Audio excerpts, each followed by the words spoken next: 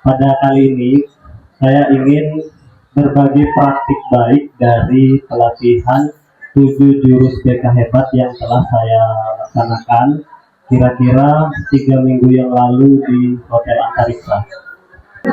Jadi di dalam 7 jurus BK hebat ini ada yang pertama itu jurus kenali potensi, kelola emosi, yang kedua jurus kelola emosi, yang ketiga tumbuhkan resiliensi, yang keempat jaga konsistensi, yang kelima jalin koneksi, yang keenam bangun kolaborasi, dan yang ketujuh menata situasi. Jurus yang pertama adalah kenali potensi. Tujuan pembelajarannya guru mampu membantu murid mengeksplorasi potensi, minat, dan bakat melalui teknik asesmen pendidikan. Mengenali 3 gaya belajar yang pertama itu gaya belajar visual, yaitu lebih mudah mengingat informasi dalam bentuk gambar. Jadi orang yang bergaya belajar visual itu lebih gampang mengingat gambar, grafik, warna, dan tulisan. Jadi ada siswa yang seneng banget yaitu buat catatan itu dalam bentuk bagan, dalam bentuk peta map itu ya, mind map, senang membaca dan mencatat, tertarik pada tampilan visual seperti diagram, map, mind map, kemudian video, ilustrasi atau slide presentasi, dan saat memahami pelajaran cenderung membayangkan dalam pikirannya. Strategi pembelajaran yang efektif untuk siswa yang visual itu gunakan gambar, peta konsep, video, infografik. Ajak murid membuat catatan warna-warni atau sketsa.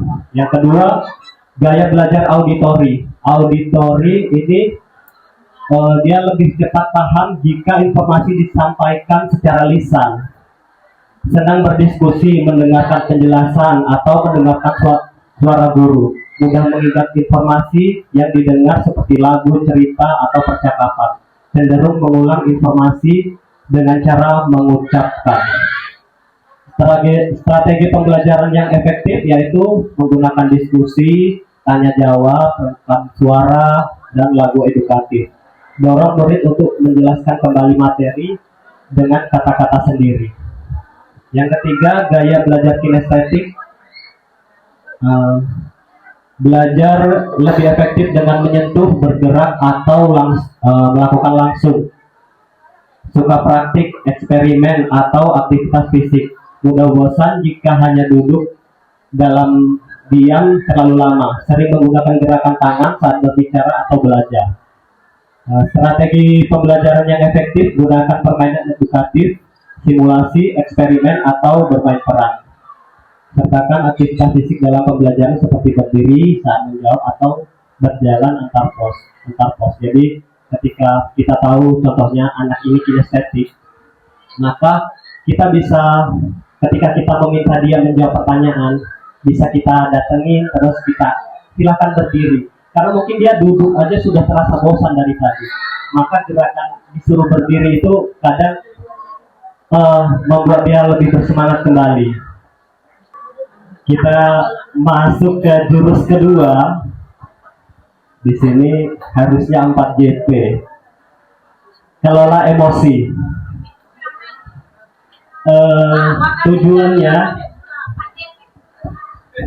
Tujuannya guru BK dan guru non BK terampil menerapkan bimbingan langsung di kelas untuk membantu murid mengelola emosi dan stres akademik.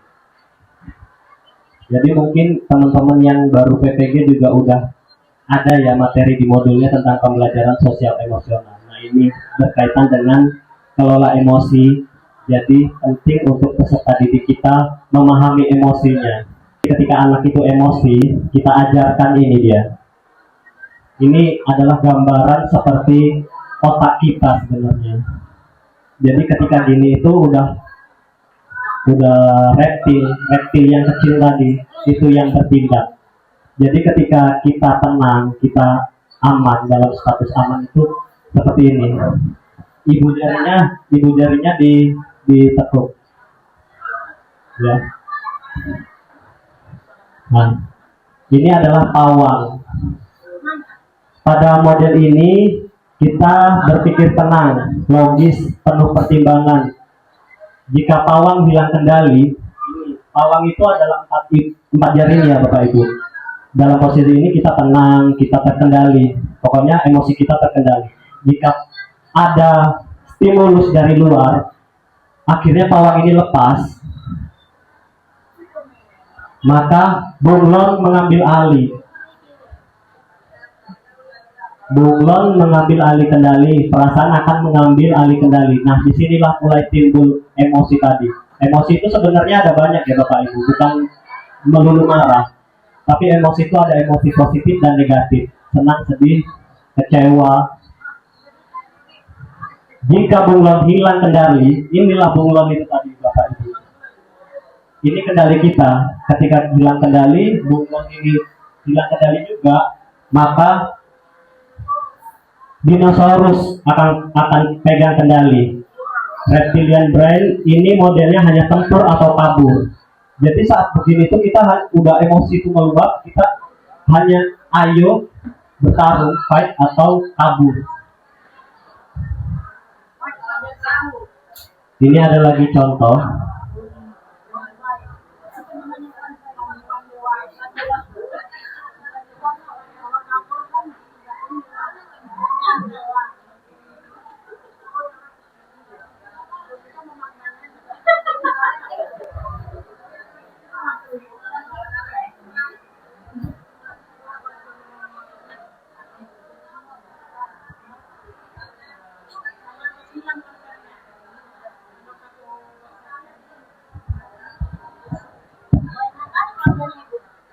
Makanya,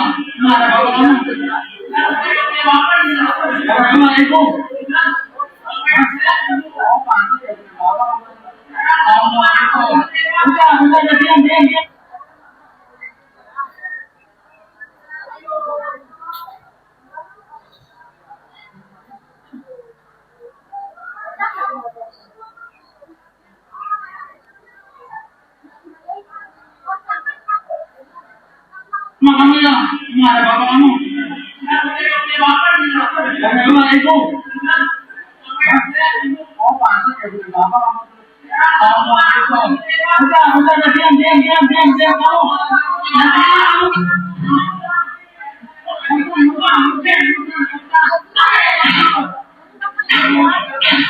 Apa?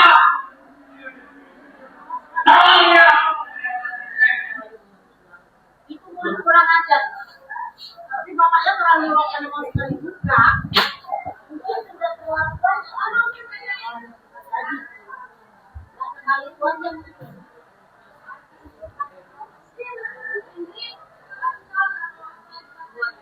Baiklah. Ini tadi ya Bu, dinosaurus versus dinosaurus. Jadi kedua-duanya itu dinosaurus emosi.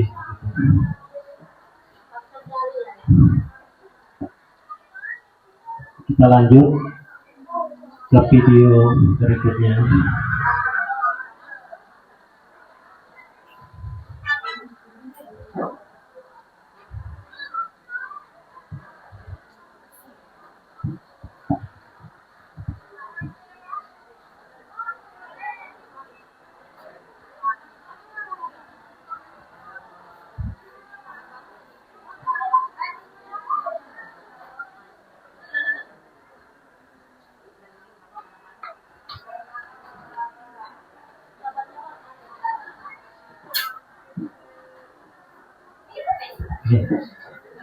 Itu video kedua adalah ada dinosaurus, ada pawang. Jadi ketika ada dinosaurus, supaya tidak terjadi perkelahian, maka harus ada yang jadi pawang.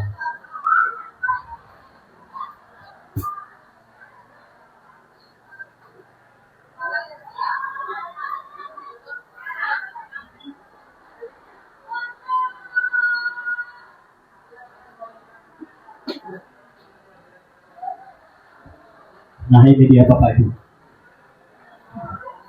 jeda dan memilih tindakan. Jadi Ketika kita emosi marah itu muncul, kemudian respon yang keluar langsung respon tindakan. Kira-kira apa yang terjadi Bapak Ibu? Ketika emosi itu muncul, kemudian langsung direspon dengan tindakan seperti marah itu tadi. Selesai marah, apa yang terjadi? Penyesalan. Ya, untuk menghindari terjadinya penyesalan, ini ada teknik jeda. Jadi setelah emosi kita jeda. Kalau dari aktivitas kita tadi, Bapak Ibu guru, saya lihat kertasnya masih mulus ya. Berarti teknik jedanya sudah dipakai sebenarnya. Jadi ketika stimulus itu muncul, Bapak Ibu guru masih bisa melakukan jeda, memikirkan tindakan apa yang akan dilakukan. Ini ada roda pilihan. Jadi saat kita melakukan jeda itu ada beberapa yang bisa kita pilih. Ya, ada walk away, ada family meeting, ada use on a message, dan lain-lain. Ini rumus e-message. Jadi ketika kita memilih untuk berdiskusi, umpamanya kita lagi ada sesuatu yang tidak enak dengan teman kita gitu, kita memilih roda pilihan tadi adalah use a message ya. Ini adalah rumusnya. Saya merasa titik-titik, saat kamu titik-titik, saya berharap titik-titik. Jadi ada sesuatu yang ingin disampaikan, sehingga teman atau siswa kita atau anak kita ini diajarkan juga ke anak kita.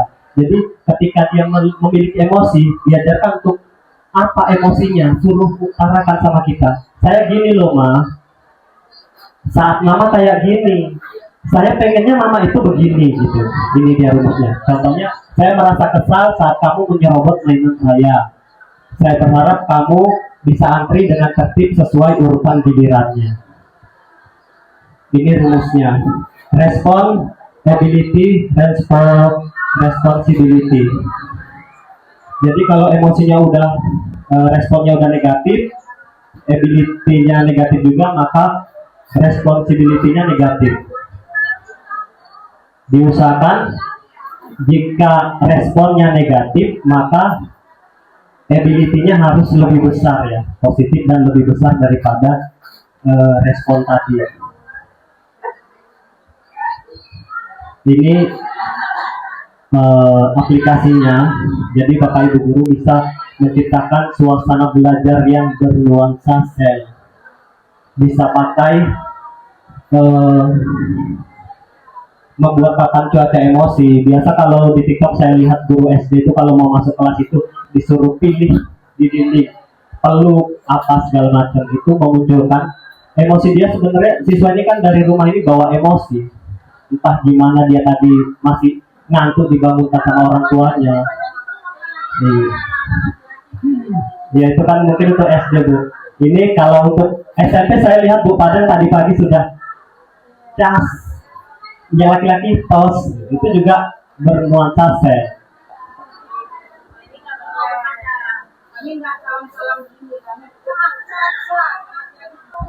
Boros kedua sudah selesai ya Bapak Ibu. Kita lanjut ke boros 3. Pembukaan resiliensi. Tujuan pembelajaran, guru mampu membantu murid membentuk growth mindset yang menumbuhkan resiliensi sehingga mereka berkembang optimal pada aspek pribadi, sosial, akademik, dan karir. Oke. Iya, jadi itulah keadaan mental anak-anak kita zaman sekarang. Saya tidak menormalisasi bullying ya Bapak Ibu, tapi gimana caranya anak-anak kita itu bisa tahan terhadap kondisi-kondisi yang mungkin tidak bisa kita kendalikan tadi, ada bullying gitu. Jadi bukan berarti bullying itu biasa, normal, enggak, tapi gimana anak-anak yang terkena bullying ini mempunyai sifat resiliensi. Di sini ada pola pikir bertumbuh, tangguh sejak dalam pikiran. Ini mungkin di pembelajaran mendalam juga sudah disampaikan. Kita lanjut saja. Di sini ada apresiasi, koreksi, kemudian apresiasi. Jadi seperti burger, Bapak Ibu guru bisa melakukannya kepada siswa atau kepada putra putrinya di rumah dengan teknik yang pertama diapresiasi dulu tindakannya, kemudian kita berikan koreksi, kemudian di akhir diapresiasi lagi. Ini sudah sering saya lihat dipraktekkan oleh Bapak Ibu guru sebagai pembina upacara. Pasti setelah anak-anak melakukan pengibaran bendera, Bapak Ibu guru menjadi pembina, pasti diapresiasi dulu. Penampilan kelas sekian sangat baik, kemudian dievaluasi, dikoreksi, kemudian diapresiasi lagi. Bapak yakin di kesempatan berikutnya bisa lebih baik lagi. Oke, jurus ketiga selesai. Kita lanjut ke jurus keempat. Jurus keempat, jaga konsistensi. Tujuan pembelajaran, guru mampu mengembangkan kebiasaan karakter positif pada murid yang dikembangkan berdasarkan nilai-nilai agama dan budaya bangsa. Kita lanjut, jalin koneksi. Saya ingin minta Bu Putri sebagai partisipan, silahkan.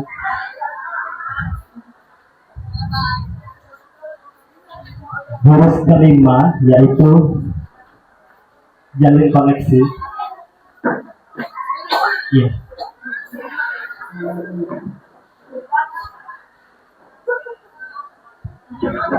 Tujuan pembelajaran, guru BK atau konselor dan guru non BK mampu menjalin koneksi dan melakukan komunikasi empatik dalam upaya memberikan dukungan awal kepada peserta didik sesuai dengan kebutuhan psikososial.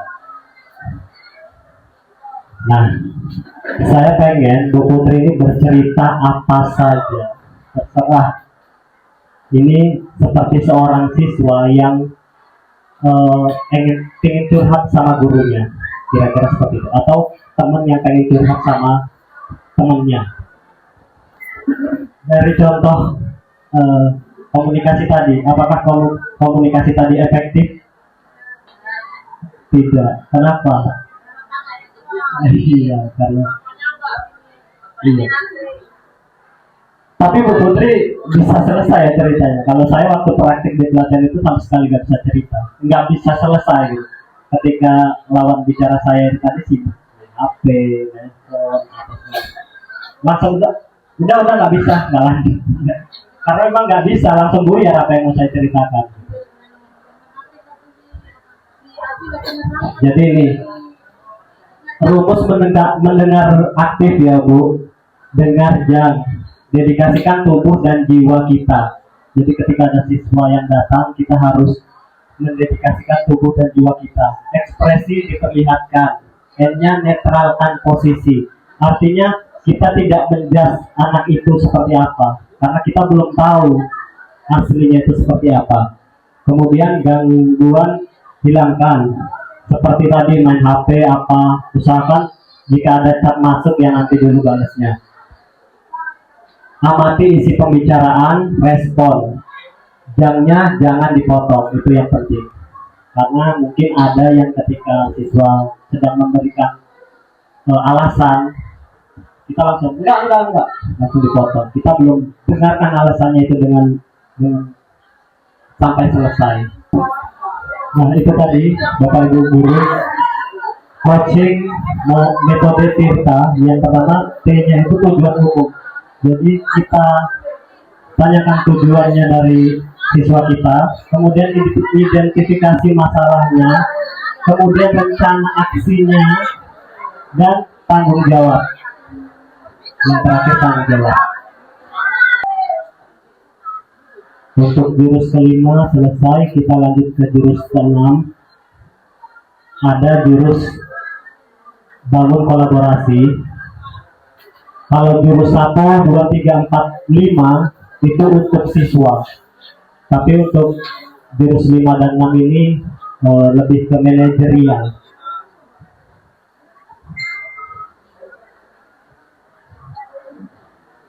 Bangun kolaborasi, tujuan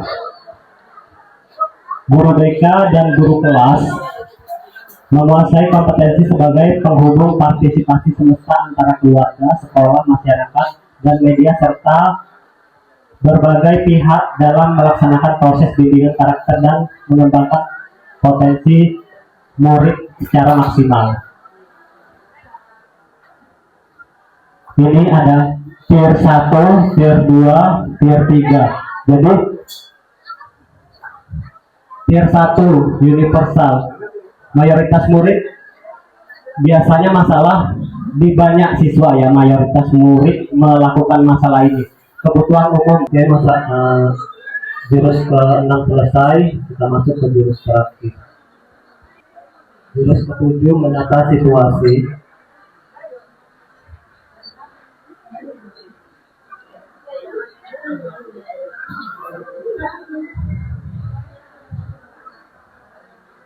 Tujuan guru mampu mengoptimalkan peran seluruh ekosistem sekolah dalam menciptakan iklim sekolah yang aman, nyaman, dan menggembirakan.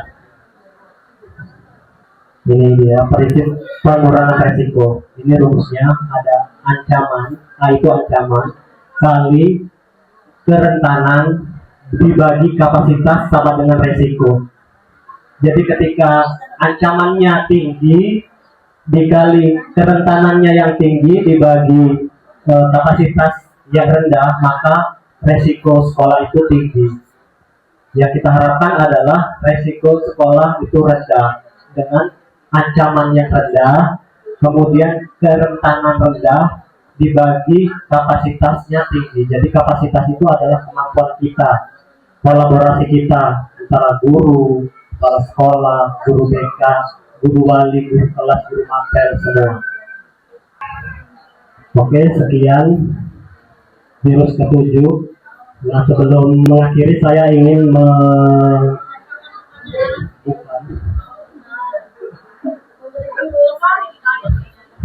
menyampaikan hasil dari. Jadi sebenarnya OJL kami setelah pelatihan itu ada OJL, on the job learning. Minggu pertama, minggu kedua, minggu ketiga, dan minggu keempat. Ini adalah minggu keempat di mana saya membagikan praktik baik.